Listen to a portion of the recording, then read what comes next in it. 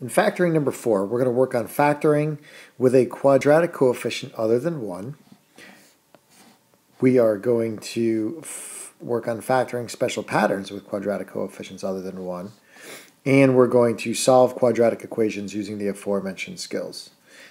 These 3 sentences should appear first in your notes. Let's move on. All right, we're going to start with 5x squared minus 17x plus 6.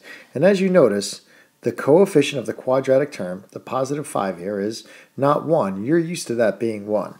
So what's going to change? Well, the first thing I want to do is check to see if I can factor out a common monomial out of the 3 terms. 5 is a prime number, and 5 doesn't go into 17, so there's really no need in looking any further. I can't pull a common number out. X squared is in this term, x is in this term, but there's no x here, so I can't pull out an x. So this is it. I can't factor out a monomial. The best I can do is try to set up my parentheses from here and see what happens. Now we're going to start with the same process. We're going to go look at this end number here, 6, that's positive, so I know that both of my signs are the same, and that is determined by the middle term, so they're both negative. Not a problem. Now we usually go to just dropping in x and x and making our x squared, but it's not that simple this time around. I noticed that I have a 5. So I really need to make factors of x so that I get 5x squared. Well, 5's prime, as I already mentioned, so what's easiest is just drop in the 5 and the 1 like so. All right, now I just need factors of 6. So off on the side, I'm going to write my factors of 6. I got 1 and 6. And 2 and 3, and 3 and 2, which I already have 3 in the mix, so that's them. Going back to this method of listing out your factors is going to be critical when that coefficient isn't 1. This gets a little bit more difficult. So now I know still that this negative 17 is a sum, but I need to put number values here so that that works out. Well, what if I were to put, say, 6 and 1?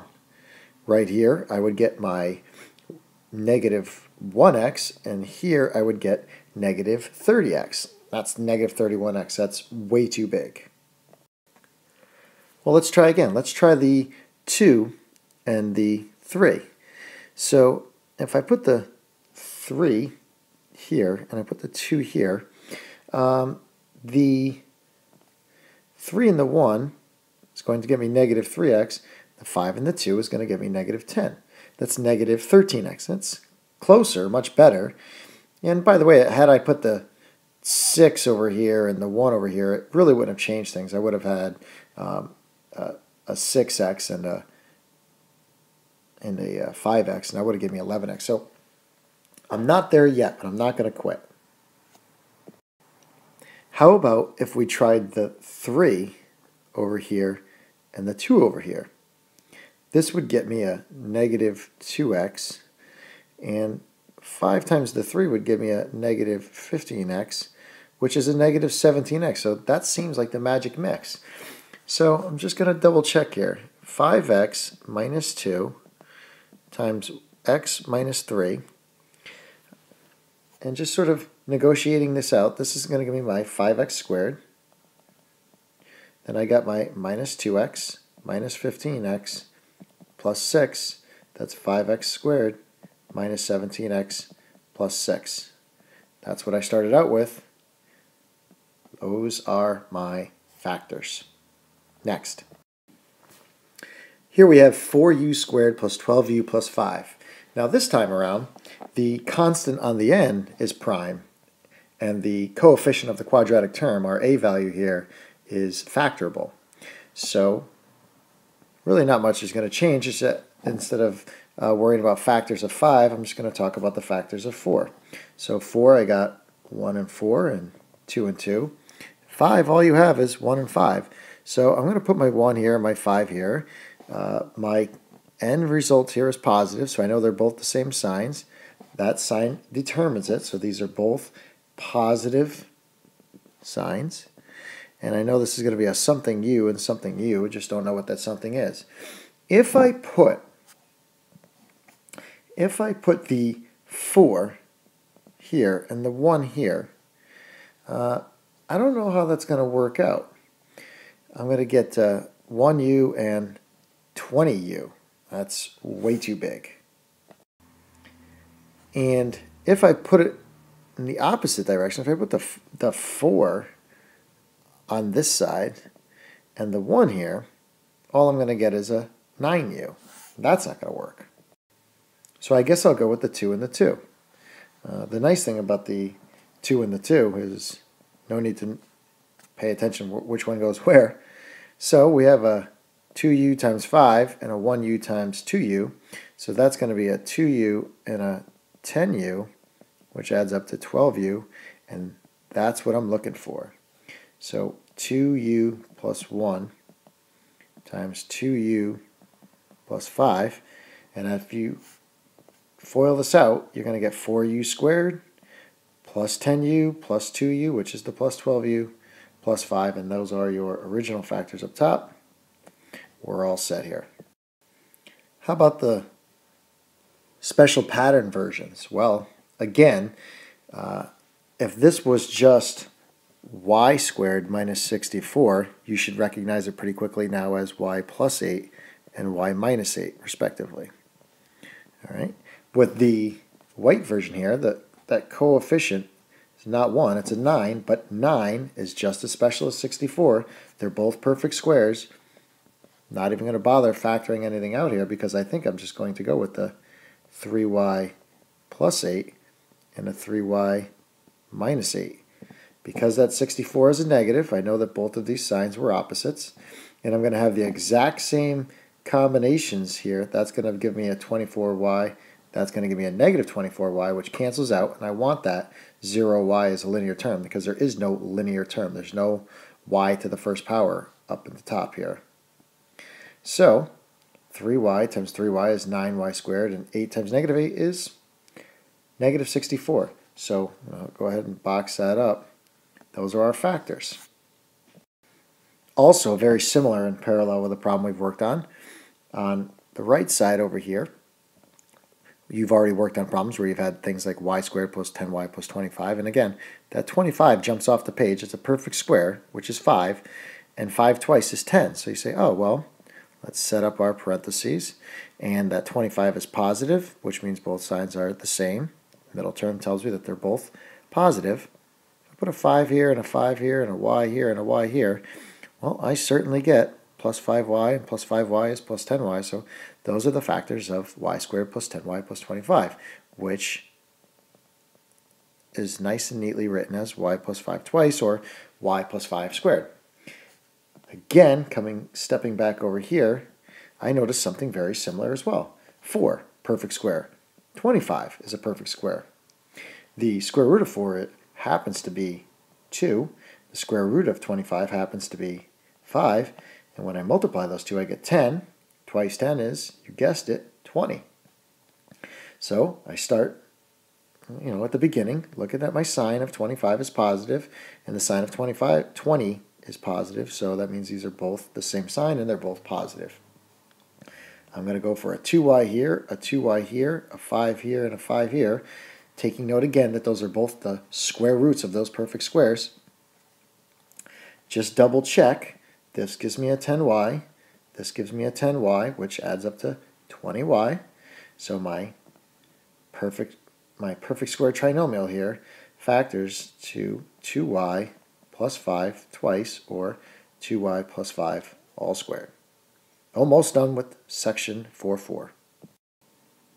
Okay, now, always try to factor out a monomial first. Always. So right here, what I see is 12p squared minus 21p plus 3. And what I notice is that there is a 12 here, a 21 here, and a 3 here. So I go for my smallest number, that's a 3. Is 3 a factor of 21? Yep. Then let's keep looking. Is 3 a factor of 12? Yep. Then how about we factor out the 3? What's left on the inside? 12 divided by 3 is 4p squared. Minus 21 divided by 3 is 7p, and 3 divided by 3 is 1. Now what we have is a trinomial with a coefficient of the quadratic term not equal to 1. That's okay. I'm going to remember to bring down everybody that's part of the game. 3 still there. Set up my 2 sets of parentheses. 1's a positive, so I know my signs are the same. I go to the -7 here, so since this is positive, they're both the same sign. This one tells me which. I'm still following what I first learned. Now the 1 is prime, factors to 1 and 1. And let's see what we could do here. Well, I think we're going to have a problem. If I put a 2p here and a 2p here, all I'm going to get is minus 2p and minus 2p, which is minus 4p, not negative 7p. If I take a second here, put 4p, whoops, I put 4p here and 1p here, I'm going to get minus 1p, minus 4p, it's minus 5p. So I guess the trinomial isn't factorable, but at least I could pull out the monomial. And that's where I'm going to stop with that one. How about something that plays a little nicer? 5x squared minus 45. What can I pull out of both of these terms? I can pull out a 5. When I pull the 5 out, I'm left with x squared minus 9, because 5x squared divided by 5 is x squared, and 45 divided by 5 is 9. Now, the x squared you should recognize quickly as a difference of perfect squares, so that's going to be 5 times, set up my parentheses, and I'm going to have, since my 9 is negative, I know these are opposite signs. X goes here, and 9 is a perfect square, 3 and 3. When I go to check, this is going to give me a plus 3x, a minus 3x. That cancels out nicely. We're good to go. We have our perfect square factors plus the 5. What's critical is that you remember to keep that 5 on the outside, because what we're saying here is A times B times C equals our original function up here. By omitting this 5 on the last line, you're forgetting the original function. Very similar to prime factorization of 12 is 3 times 4, which is 3 times 2 times 2. These are the prime factors of 12. By just writing 2 times 2 without the 3, you'd be incorrect. So don't forget that 5. So now that we have some more factoring skills under our belt, we're ready to dive right into the pool and solve the equation. Now we're solving a quadratic equation, so the first thing is we want to get this thing set equal to 0. So I am going to subtract 4p and add 5 from both sides. So I'm going to minus 4p from the 16p that's there, add 5 to the constant that is there, bring everything down. That gives us 5p squared minus 20p plus 20 equals 0. Now, could we factor out a monomial? We certainly can. 5 is in each of the 3 terms, so I'm going to factor out a 5, leave a big set of parentheses here to hold what's left. 5p squared divided by 5, p squared. Negative 20p divided by 5, minus 4p, and 20 divided by 5, plus 4. Now I'm going to take a look at this inside trinomial and decide if it's factorable. Oh, how about that? 4 is the perfect square, so let's see how this works out. Don't forget the 5. Set up your parentheses like this, and 4 is positive. This sign tells me which they are both going to be, both negative. P and P, 2 and 2. Ooh, and I forgot to bring along that equals 0. Let's not forget to keep doing that as we go down. So let's see here. Just double check if I got the right factors. This is going to give us a negative 2p and a negative 2p. Gives us a minus 4p. That's good. I know that this is positive 4. I know that this is p squared. That's why I chose them. So now all we're left to do is set our factors equal to 0. All 3 of them. 5 equals 0. P minus 2 equals 0. P minus 2, oops. There we go. P minus 2 equals 0. And I'm just sort of going to slide this up a little bit. And now I'm just going to clean this up. Well, 5 isn't possible to be equal to 0. So I'm going to say that that's out. I'm going to just ignore that answer altogether. It's not possible. This is going to be equal to 2, and so is this one. P is equal to 2. So in the end of this, P is equal to 2 is the only answer that makes sense. The 5 not equal to 0 doesn't make sense, and writing 2 twice is redundant. All right, for our last one, we have 3x squared plus 10x equals 8. First thing I want to do, subtract 8 from both sides. Clean that up. We have 3x squared plus 10x minus 8 equals 0. I look for a common monomial to factor out. 3 is prime. It doesn't go into 10 or 8, so I'm out there.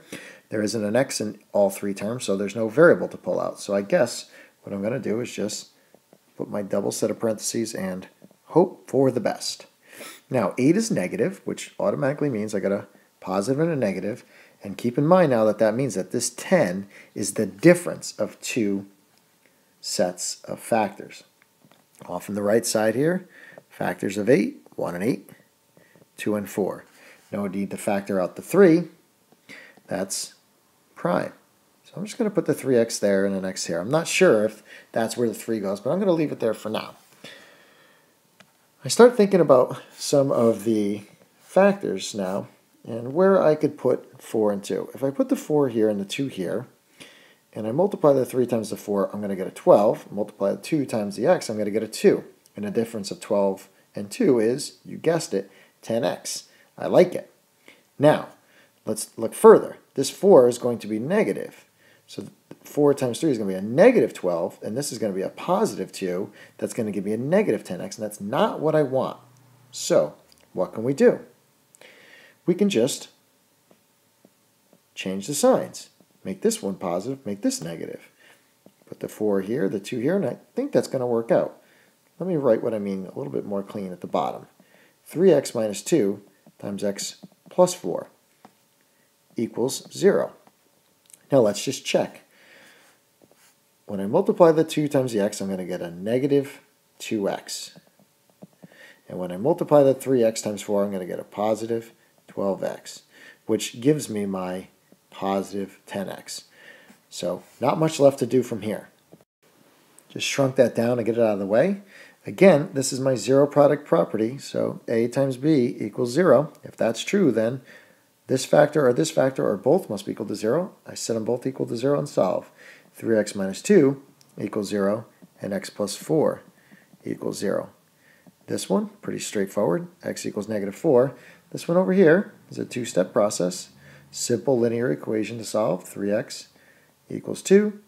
X equals 2/3. So my final answers are x equals 2/3 and negative 4 respectively. I know I'm breaking my own rule on putting a negative second, but worse things have happened. That's it. You now possess the skills to complete 2 through 48 even on page 263. We will work on that next class.